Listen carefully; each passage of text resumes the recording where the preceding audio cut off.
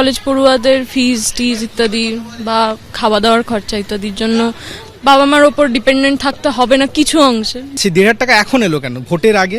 বিধানসভা ভোটের আগে অন্তর্বর্তী বাজেট, আর সেই বাজেটেই নতুন প্রকল্প ঘোষণা করেছে তৃণমূল সরকার। ভোটের আগে অন্তর্বর্তী বাজেটে বেকার যুবদের জন্য নতুন প্রকল্পের ঘোষণা করেছেন অর্থমন্ত্রী চন্দ্রিমা ভট্টাচার্য।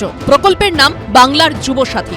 ন্যূনতম মাধ্যমিক উত্তীর্ণরা এই প্রকল্পের সুবিধা পাবে। প্রতি মাসে ১৫০০ টাকা করে এই বেকার ভাতা পাওয়া যাবে ৫ বছরের জন্য। কেউ প্রকল্পের প্রশংসা করছেন, কেউ বলছেন ভাতা নয়, চাকরি চাই। যদি আমি ওই ১,৫০০ টাকাটা পাই, আমি অনেক দূর থেকে আসি, তো সেইখানে আমার যাতায়াতের যে খরচ, টিফিন খরচ, তারপরে সারাদিন ধরুন এসে ক্যাম্পাসে রইলাম, একটা খরচ আছে, সেই খরচটা আমার উঠে আসবে। এই টাকাটা দিয়ে যুব সমাজের মন জয় করার যে চেষ্টা চালানো হচ্ছে সেটা কোনোদিনই সম্ভব হবে না, কারণ এটার একটা পার্মানেন্ট সলিউশন হচ্ছে চাকরি বাকরি যেহেতু দিতে পারছে না, তাই জন্যই এইভাবে একটা বাইপাস হয়েতে কিছু চালিয়ে দিয়ে হচ্ছে ভোটটাকে ক্যাপচার করবে বলে আমার মনে হচ্ছে। ২০১৩ সালে যুব উৎসাহ প্রকল্পের সূচনা করেছিলেন মমতা বন্দ্যোপাধ্যায়। পরে তার নাম হয় যুবশ্রী, আর এবার বাংলার যুবসাথী প্রকল্প। কৃষ্ণেন্দু অধিকারী ও অনির্বাণ বিশ্বাসের রিপোর্ট, এবিপি আনন্দ। ভোটমুখী অন্তর্বর্তী বাজেটে বিভিন্ন ক্ষেত্রে ভাতা বাড়িয়েছে রাজ্য সরকার।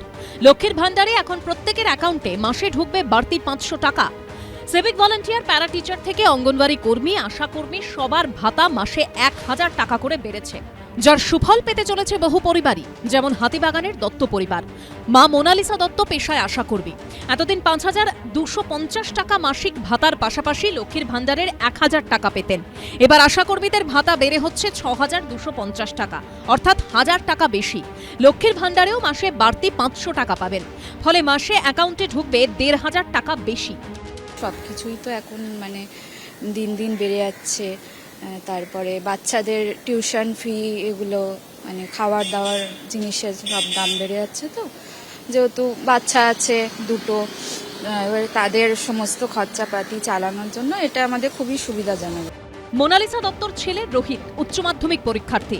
বাংলার যুবসাথী প্রকল্পে প্রতি মাসে ১,৫০০ টাকা পাওয়ার যোগ্য তিনি, অর্থাৎ মা ছেলে মিলিয়ে প্রতি মাসে বাড়িতে আসবে বাড়তি ৩,০০০ টাকা। যে অ্যামাউন্টটা ঢুকছে ওটা আমরা কিছু হলেও একটু ইউজ করতে পারবো, যেমন আমরা বই কিনতে পারবো, একদিকে খুব ভালো লাগছে। মায়ের থেকে অথবা সবসময় তো চাওয়া যেতে পারে না, আর আমরাও বড় হচ্ছে, কলেজের বইপত্রগুলো ওই টাকাও কিনতে পারবো, আমাদের এটাও অনেক সুবিধা হবে। তবে এই পরিবারের মতো সবাই সরকারি ভাতায় সন্তুষ্ট নন। তাদের সাফ কথা, তারা খয়রাতি চান না, চাকরি চান। আমি লক্ষ্মী ভান্ডার অ্যাপ্লাই করিনি এবং পাইও না বা নিতেও চায় না। সবাই সুস্থভাবে চাকরি পেতে পারে, আমার মনে হয় সেটা দিকেই নজর দেওয়া উচিত। ১,৫০০ টাকাতে কি সংসার চলে যাবে? যে আমার ছেলে বড় হচ্ছে, পড়াশোনা শিখিয়েছি, ভালো দিচ্ছি, যে চাকরি পাবে, কাজ করবে, সেইগুলো তো কিছুই নেই। ওই ১,৫০০ টাকাতে কিচ্ছু হবে না। রাজ্য বাজেটের পরদিন অর্থাৎ শুক্রবারই মহিলাদের অ্যাকাউন্টে ঢুকে গেছে লক্ষ্মীর ভান্ডারের বর্ধিত টাকা। আগে ১,০০০ টাকা করে পেতাম, আজকের থেকে ১৫০০ টাকা করে আমাদের ঢুকেছে। আমাদের বাচ্চাকে পড়াশোনা করাতে হয়, তার জন্য আমাদের অনেকটাই হেল্প হয়। ওই ১২:৪৫-এ আমারও সেই একই ম্যাচই এসে টাকা পেয়েছি, তাই সেই টাকাতে ভাড়া কিনে নিয়ে দিদিকে ধন্যবাদ জানালাম। আমার ১,০০০ ছিল, ১,৫০০ ঢুকেছে। কিন্তু প্রশ্ন উঠছে, সবাই সব পেল, শুধু সরকারি কর্মীরাই ডিএ থেকে বঞ্চিত কেন? আমরাও তো মানুষ, এবং আমরা তার এই যে লক্ষ্মীর ভাণ্ডার যাচ্ছে, লক্ষ্মীর ভাণ্ডারের কিছু লেখালেখি হয়েছে, কম্পিউটারে কিছু কাজ করতে হয়েছে, এই লোকগুলো কিন্তু আমরাই। তাহলে আমরা কি সরকারের বিবেচনাযোগ্য মানুষই নই?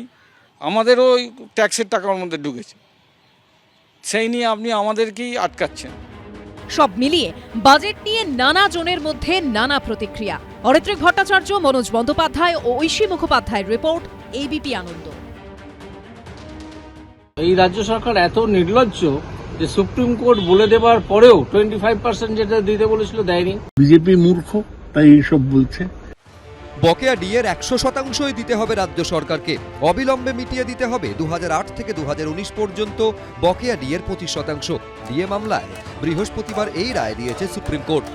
প্রসঙ্গত গত বছরের মে মাসে দেওয়া অন্তর্বর্তী নির্দেশেও বকেয়া ডিএর ২৫% মিটিয়ে দিতে বলেছিল সুপ্রিম কোর্ট, কিন্তু তারপরেও কর্মীদের বকেয়া ডিএর টাকা দেয়নি রাজ্য সরকার।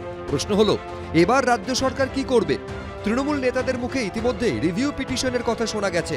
রিভিশন পিটিশন, সুপ্রিম কোর্টের রায়ের উপরও রিভিশন পিটিশন সবসময় ফাইল করা যায়। করবে কিনা সেটা সরকারের সিদ্ধান্ত। টাকা দিতে হবে যদি দিতে হয় সরকারকেই, স্বভাবতই পুরো ব্যাপারটা স্টাডি করেই করা হবে। পাল্টা এ নিয়ে সুর চড়িয়েছে বিরোধীরা। পশ্চিমবঙ্গের ফান্ডের অবস্থাটা কি? তো এই পশ্চিমবঙ্গ ফান্ড তো লুটপাট হয়, এটা তো একটা তদন্ত দরকার।